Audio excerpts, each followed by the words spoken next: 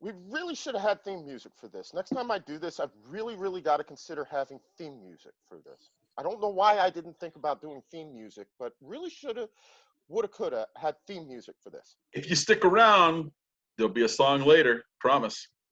I'm not sure if it's one that I want to hear. Anyway, welcome to the first Two Guys Soccer Show video podcast. We've got three guys, but one of the actual guys is missing. So yeah, I don't know whether this somehow makes it like 2.5 men. Who knows? Anyway, we wanted to talk about ugly jerseys today. This is the time of year when we are getting the leaks of the new jerseys for next season. And yeah, some of them are really bad. You can check out Footy Headlines. Their information is pretty good. Take a look at the rendering for the Manchester United potential third jersey for next year. If it will either hypnotize you or make you nauseous, and it may do both at the same time. I'm pretty sure that they will win any number of games wearing that shirt next year if that is the actual design, because it will literally just scare the other team into submission. So I'm Mike. I'm joined by Coach G and Carlos, who's going to kind of be shepherding it through this. We started this conversation a couple of weeks ago, and we figured this is one that we actually have to do on video because it's hard to really talk about ugly jerseys without being able to see ugly jerseys. So we are in our ugly finest tonight. I've got my old Manchester blue Umbro jersey. Yeah, I'm just really not sure what's going on here with this shirt. It's pretty hideous, and that comes from somebody who is a big Manchester United fan. G, I see you went with the hoops. Yeah, I went with Barcelona. Yeah, I hate to say it, my collection I have some pretty good stuff in there. So of all my uniforms, this is my ugliest kit I have. So sorry, So Barca fans. what makes, I have my theory on this, but I'll start with you, Los. What makes a jersey ugly? What makes an ugly jersey good, I should say? Because there are certainly jerseys that are good ugly and bad ugly. What makes a jersey a good ugly jersey? A good ugly jersey is something you wouldn't mind putting on, even after seeing it. A bad ugly jersey, it's it's almost like a time capsule. You know what period it came from, and you're like, yeah, no, we don't want to wear that anymore. And whoever came up with that should be shot.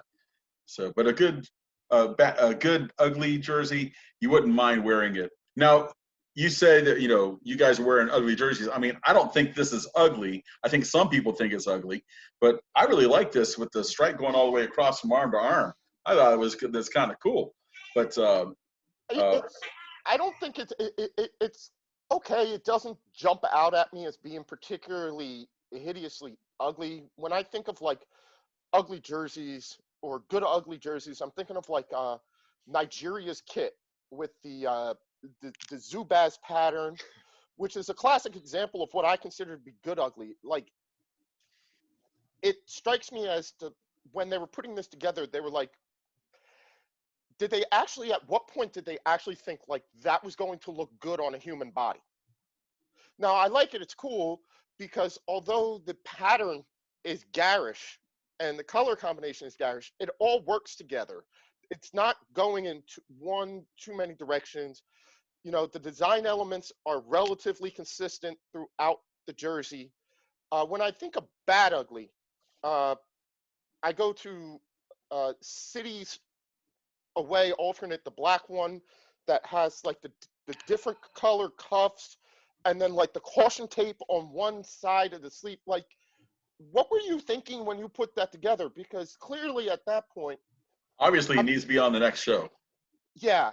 But It's not that bad. It's not that bad. I've seen a heck of a lot worse. We'll see in our collection here tonight. But oh yeah, we will see some epically bad ones. But that to me is just bad. Like, I like it when they come out with something that's really hideous and take one, and you're like, yeah, we know that this is bad.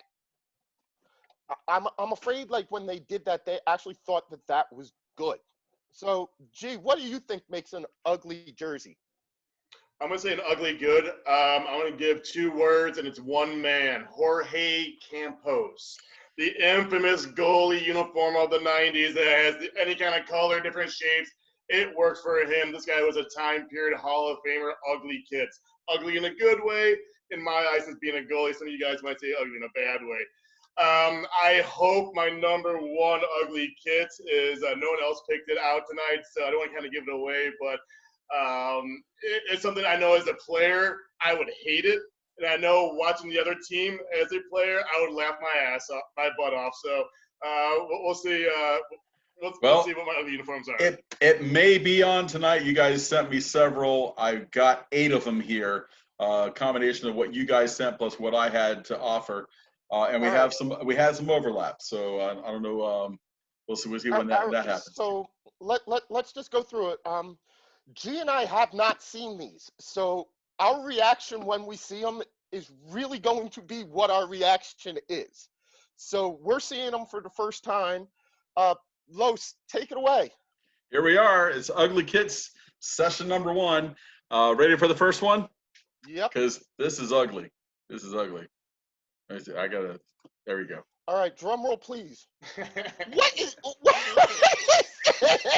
Yeah, so this is my number 1. This is from the NASL. This is the Caribou, Colorado.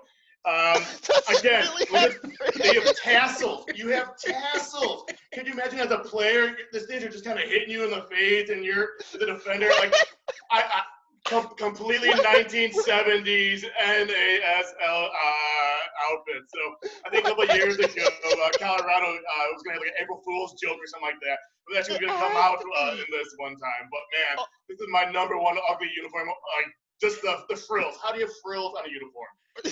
It's like you have like one of those exotic dancers on your chest as you're running down the field. That's what it's like.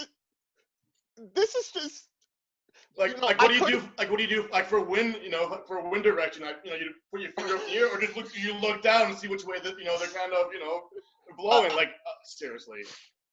The color scheme is pretty bad, and the crest is just immense.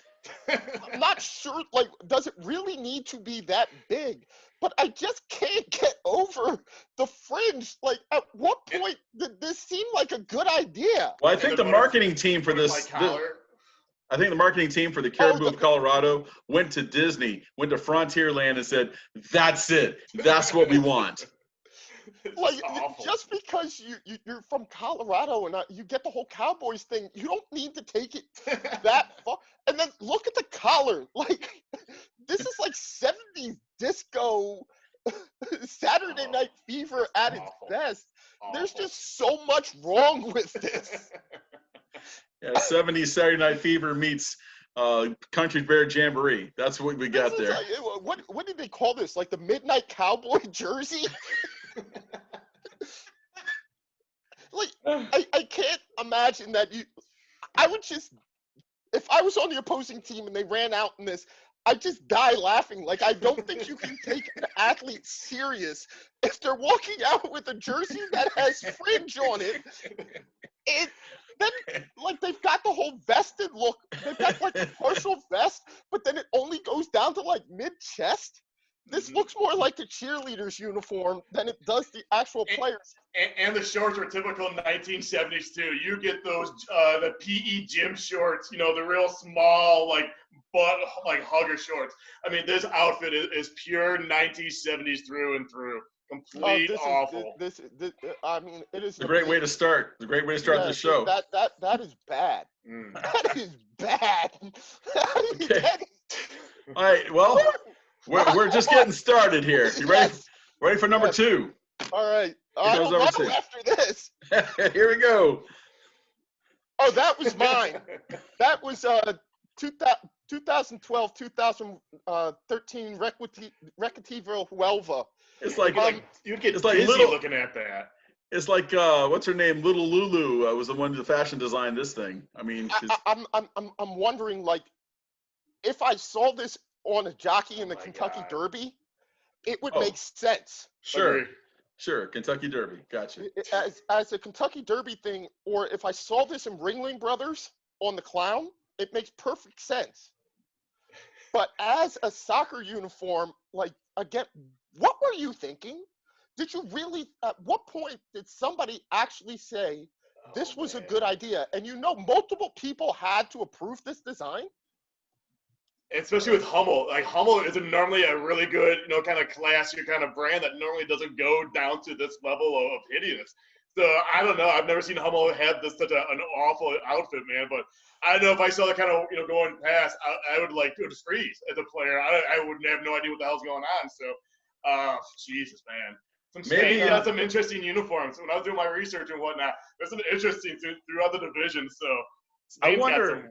I wonder if this particular team photo, if they came out, if it actually looks a little more pixelated as they move further back. I don't know what it looks like if you move back from their But team I'm wondering, photo. like, in the wild, how leopards and stuff like that have spots because it makes it harder for predators to be able to pick them out.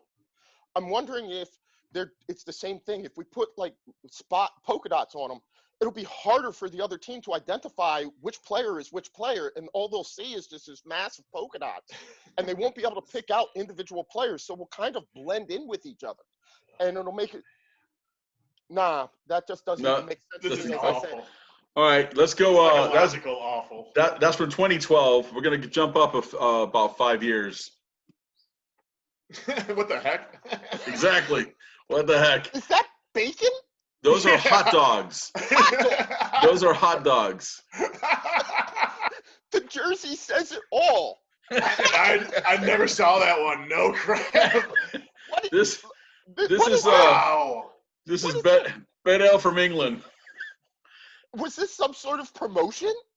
Well, Heck is I guess I think they are like a sausage producer or something like that. I would hope so. Over there? Oh, yeah. Well, because- I mean, we didn't do goalkeeper jerseys tonight. I stay away from that because you could do a whole show on just goalkeeper jerseys.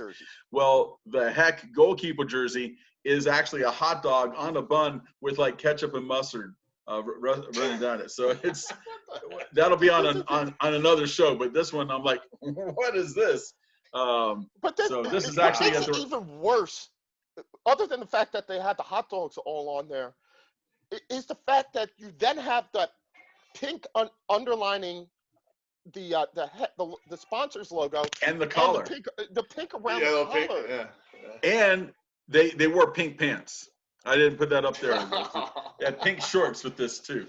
So we're just talking shirts. So I just thought I'd have the shirt, but they were wearing pink pants on that as well. So yeah, like how do you respond like when you're a coach and you go to the locker room, you don't have no idea what your uniform looks like, and you go to your locker and you're like, what is this? Like, I have to wear a hot dog for a kid for today's game? Like you start revolting? Like, I don't know. I'm guessing though. My guess is going to be that this is a much lower division side. I don't hope so. So they are a lower division side. They I don't even think they're in the one of the top 4 divisions. They played, in fact, a couple years later. They played a team that was actually from the Heck plant, and they played like a match between the two of them. 9 goals in that game. 5-4, Bet Ale won, and they had newer jerseys that had the hot dog with the bun and the ketchup and mustard going down, and the Heck workers used the old jerseys here, and they say it was a rather competitive, spirited match. I wonder if anybody was hot dogging throughout the match. Oh, don't know. Did anyone relish it though? Mm-hmm. Okay. Okay, I'm gonna move on to the next one.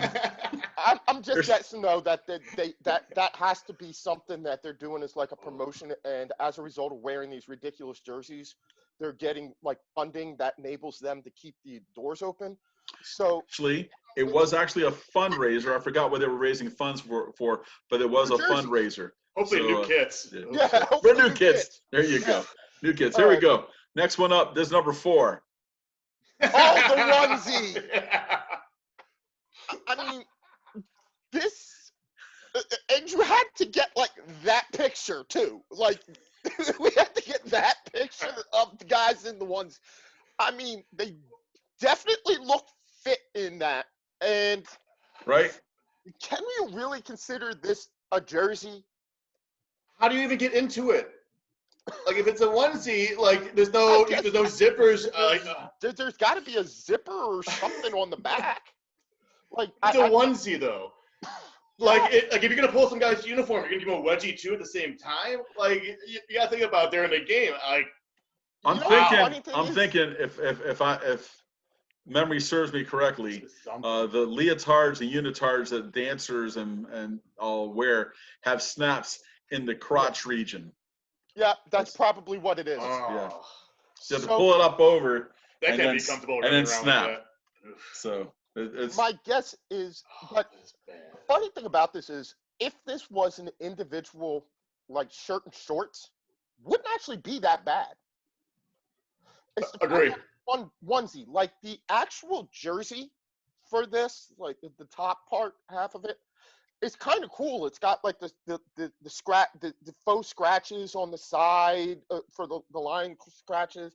It's kind of actually a nice jersey, but it was the whole onesie thing. Now, of course, this is another Puma Cameroon up yours to FIFA after they told them they couldn't play with the with the vest or jersey on, with the sleeveless one. So they kind of doubled down and said, yeah. And then the best part about this was like FIFA and Sepp Blatter complained, and they were like, but you kind of saw the plans. We told you what this was. So now you're complaining about it when you actually see us do it. I give Puma and Cameroon a lot of credit in the early 2000s for coming up with stuff like that and kind of just thumbing their eye at FIFA. And I think that actually helped draw a lot of attention to the Cameroonian teams. So it's ugly because it's ridiculous, but in and of itself, it pales in comparison to the first three that we've seen. I think what drew more attention to the Cameroon team was that 1-0 shocker in the opening match of the 1990 World Cup. That's what put them on the map, and I'm like, whoa, check this team out. I got another team to watch here. This should be a fun one. Mm-hmm. So and then of course FIFA said, hey, if Cameroon is the type of style of soccer they play in Africa, then what we need is more like that. So bring us more, and that's why they opened the door to more teams to play in the World Cup finals from African nations. So I think we did. I think we lost G. He'll be back. He'll be back. So so we're gonna stay with the national team theme here for just a little bit. And here's our next one. Oh yeah, you gotta love this. I mean, this Mexico '98. Yes. The Aztec jersey. The Aztec jersey. And as I recall, I think this was the only time that company produced jerseys for Mexico. This is a classic one. Like you can go, it's great. I love the Aztec face on it. I'm sure that many of us had this one. That was a pretty special kit. I got to tell you, I mean, even the referees look like they're having fun with this jersey too. Because look at this guy right over here. You can't see him because the thing came down. But if you look, this guy, yeah, he's kind of got a grin. He's got a grin on his face. And then if you look at the other referee next to him, he's like, well, what the heck is going on there? Let's see, there he is. He's got a look on his face like, is this for real? That's the look he has on his face. I can't believe these guys are doing that. Well, the other thing about this though, this is like the tail end of the '90s. We know that '90s international jerseys were a bit of an adventure. You know, we have Germany had some spectacularly hideous ones. The U.S. had their fair share. Every team had some ridiculous jerseys. And not only was it like, this is all things '90s when it comes to soccer jerseys, right? Oh, there's Jake. He popped up. No problem. The fit is awkward. You've got the big collar. It's baggy. It's polyester, and it's ugly. It's like the perfecta. of just ridiculousness. You wonder, how do these guys actually play in these things? Yeah. Yeah.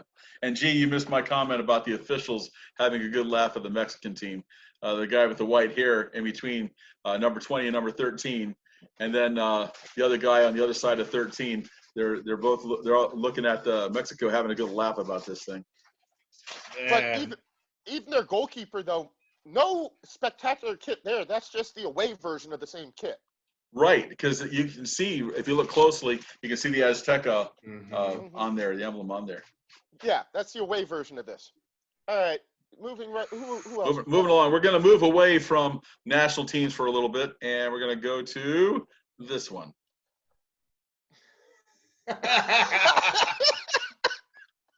Jesus. Oh, jeez. Whose was this? This is well, those are prawns, by the way. Yes. In But case you you're got them on both the home and away jerseys. the home and away kit, both. Yes. Wow. Who found this kit? this You, is- Los, or you, Mike? Club that has to be Deportivo Los. Loja from España. That has to be Los. Wow. I'm guessing that they were sponsored by a seafood company. Apollo looks like it because it's a fish thing on there. So maybe Yeah, that's what it and is. I mean, there is something unnerving about the whole prawn and those creepy eyes. Like the eyes just staring at me is freaking me out right here. And it's such a clear picture too. Like it's not Right. fuzzy by any means. So you No. see all five of these, large prawns with their beady eyes and Jesus. Looking man, right where the at heck you. you find this? Wow. And they're just kind of like, oh man, no, that is not good. Again, I think to myself, if I'm that player and I go into that locker room the first time, I go, what the heck is this? Like, I have to wear this? Again, would you revolt? This is hideous, man. Good find, though. Good find. I feel bad for him. Like, you get all, like, I remember when I was playing youth sports and you get all excited to get your jerseys, and can you imagine when the coach goes in and he pulls it out of the box and shows it to everybody? There you go. And everybody, ah, no, Everyone's looking around. put it back. We have to wear this for 19. We have to wear this for 20 games this year. No. Here's the thing: the owner of the team happened to be the Penguin, so he was like, this is perfect. No, that's just no. That's not good. Good find, though. Yeah, All right, here we go. Next up, Wow. jersey number 7. We're almost done, guys. We only got 8 tonight. And we're coming up on jersey number 7. There we go.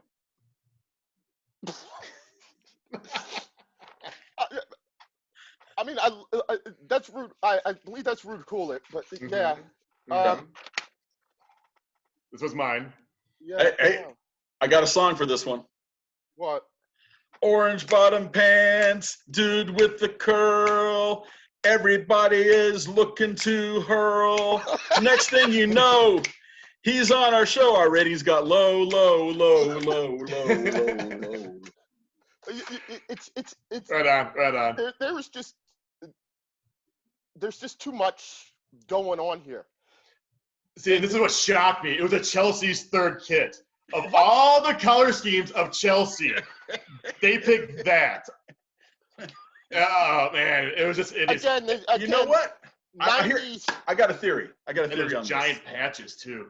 I will And the bet you. Coors sponsorship, that just makes it worse.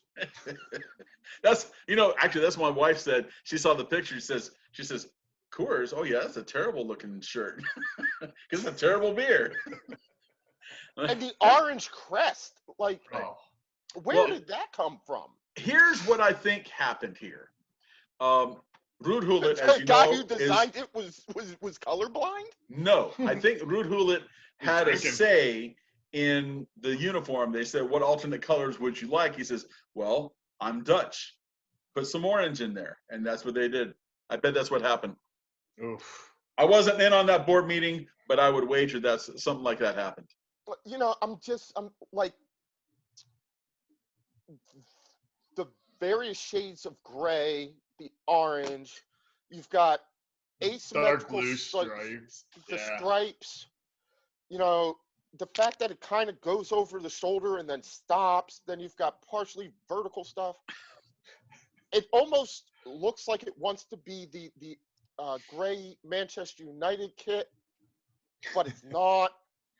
And then you've got the pants. There's just no. It wants to be the national team from Holland kit, but not. I don't think it's. I think this is one of those ones that got lost someplace in the design process, and then when they pulled it off, they were like, oh. Well, it's so bad. I mean, even Ruud Gullit is yelling, saying, "Hey, this shirt sucks."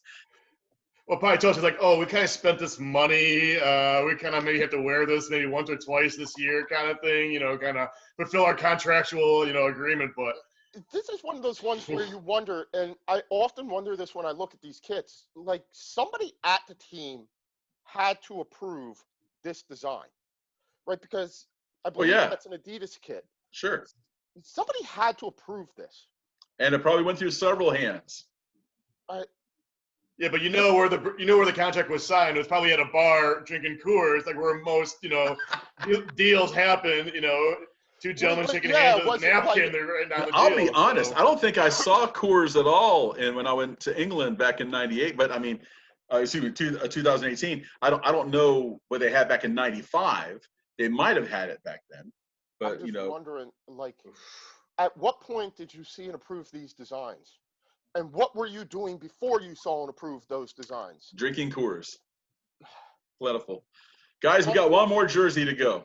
And we're going back to the national team theme. And would you believe we have a unanimous decision? All three of us said the same thing. And here it is. Oh, we knew this was coming. We knew this was coming. The Stars and the Stripes. Awful. I can't stand him either, by the way. As an announcer and as a player, this guy can leave the face of the earth, and I'm happy with it. I don't mind the denim looking away one. Like that. The whole Stars denim thing, it's great in its ridiculousness.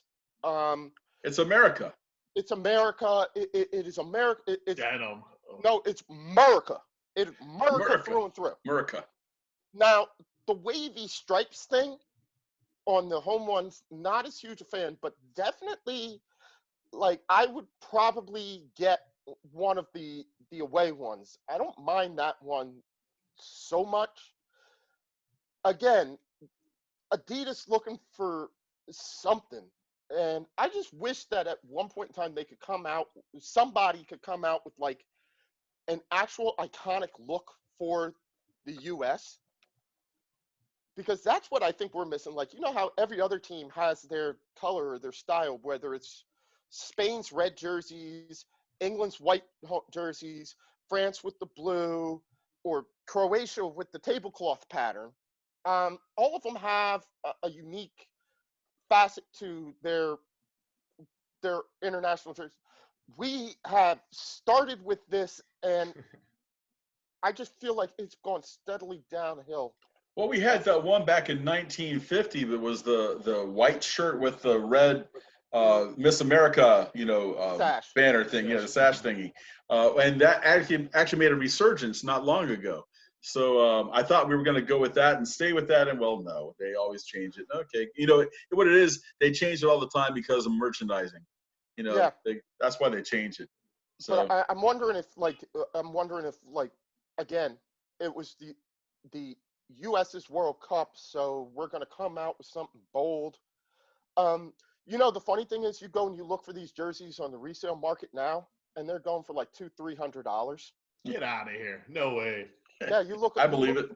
You look for one of those on eBay, and they start at like $150-200. People want ugly. People want ugly. People want iconic ugly. And I'll be honest, as ugly as this is probably one of the more iconic USA jerseys that I can think of. Okay. Well, they didn't have many. So yeah. I got two quick stories about the '94 Cup. This match in particular was July 4th, because the one on the left, because they played Brazil on July 4th and lost to Brazil 1-0. Romario was able to eke in a goal. But the neat thing about that game is I didn't find out until later that the Brazilian team was actually afraid to play the U.S.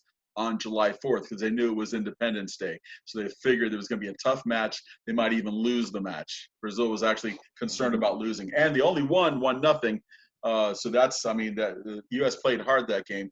The red card here given to the guy who elbowed Tab Ramos at the midfield stripe. That was a really vicious elbow. I don't know if you guys remember seeing that or not. Second story about this, Alexi Lalas. Very distinctive look. And my brother, who lives in Gainesville, still lives in Gainesville, went to go watch a match. I don't know what match it was. It might have been a U.S. match, but I think he was just watching a match at a bar up in Gainesville, and with a large contingent of Hispanics who didn't speak much English, but they knew how to buy beer and drink beer and watch soccer. So that's what he was watching the game with. And this guy walks by them. He's really a big guy, probably about 300 pounds, but he's got hair that's red. He's got the goatee, the little Van Dyke looking thing that Alexi Lalas has here. And he looked like Alexi Lalas, but at 300 pounds. And he's walking by the big screen where everybody was, and he walked in front of him, and the whole crowd started chanting, Lalas, Lalas, Lalas, Lalas. And when he came back out of the bathroom, again, Lalas, Lalas, Lalas. Hysterical. All right, well, this has been fun. We'll put together a couple of more, and we will do session 2 coming up in a couple of weeks. So thanks a lot, guys. It's been real. Thank you, Los, for putting that together. Thank you, G, for your participation. This has been our first video cast, and I think it went really well. So, I think so I'll too. speak to you guys later, gentlemen. All right, take care. Good, gents. Take care.